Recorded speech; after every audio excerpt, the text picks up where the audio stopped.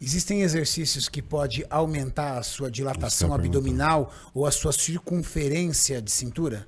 O que existe é a falta de força muscular na região central, no core, né, que a gente costuma chamar, que faz com que você tenha uma dilatação do seu abdômen, né? Mas exercícios que aumentem o abdômen, não, isso não é verdade. Se você for um abuser, por exemplo, num agachamento, por exemplo. Não, Renato, isso não. O que existe, se você for um abuser no agachamento, mas você não usar esteroide, por exemplo, dificilmente você vai ter uma... Eu digo isso, sabe por quê? Eu tenho a sensação de que as atletas e os atletas de CrossFit, eles não têm a mesma linha de cintura.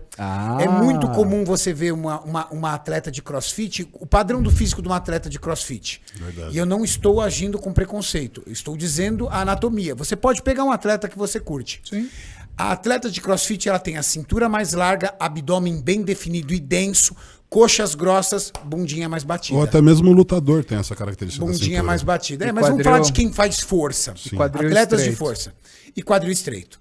Uma atleta de musculação, uma wellness, cintura fina, bunda maior, coxa arredondada, um músculo mais arredondado e um abdômen não tão denso quanto ela, mas uma cintura muito fina. Mas aí porque praticam outros exercícios. LPF, elas preferem máquinas do que agachamento livre. Não é só isso, Renato. E a única coisa que eu consigo... E os homens também.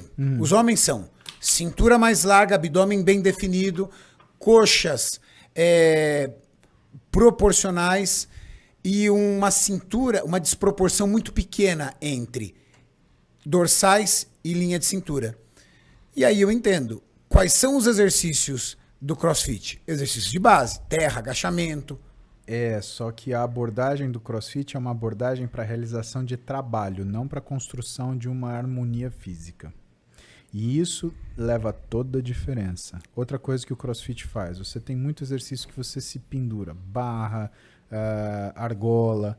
E quando você faz isso, você trabalha muito estabilizadores da escápula. E os estabilizadores da escápula, incluindo o serrátil, eles têm uma implantação baixa no tronco, fazendo você aumentar a sua linha de cintura por desenvolvimento muscular. Por outro lado, os exercícios de levantamento, o que você quer que o atleta faça é levante aquele peso. Só que se ele não tem consciência corporal, por exemplo, para jogar para força para o quadril, o que ele faz? Ele joga para o quadríceps. E o quadríceps, ele também faz extensão do quadril de uma forma secundária. Logo, se você começa a ter um quadríceps muito forte, ele começa a superar o efeito do glúteo na extensão do quadril, você começa a desligar o glúteo. O que vira a sua extensão do quadril? Fica um efeito do quadríceps tracionar. Então, tudo existe de uma forma que... legal, obrigado, Maurício.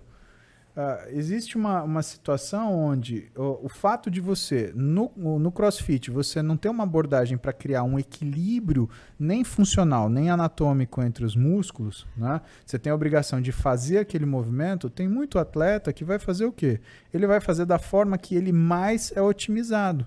Então ele vai gerar essas discrepâncias. O problema é que a gente, no ponto de vista de exercícios de empurrar, né, a gente vai sempre preferir, por exemplo, um quadríceps do que um glúteo para empurrar para cima. A wellness não, ela vai fazer um movimento distribuindo essas cargas, repartindo isso entre glúteo e quadríceps. Até porque o atleta de CrossFit, quando ele está realizando o esporte dele, ele não está muito focado em construção de físico. Não, ele está preocupado em performar. Exatamente. Não é uma preocupação dele, aliás, não é nem é um esporte competitivo. Tão apurada, né, Renato? Sim.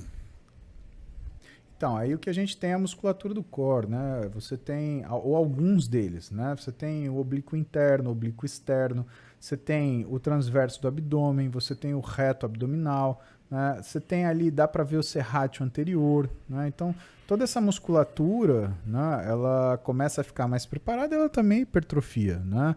Só que, veja, quando você olha uma alteração no que é a harmonia de um físico, você está vendo algumas coisas que desenvolvem mais do que outras que não desenvolvem. Então, às vezes, não é só o fato de você desenvolver alguns músculos a mais, é você não desenvolver outros músculos também, né? A gente tem a cara do esporte que a gente pratica. A questão é que o fisiculturismo ele é um esporte onde o importante é você criar uma informação visual rica e proporcional.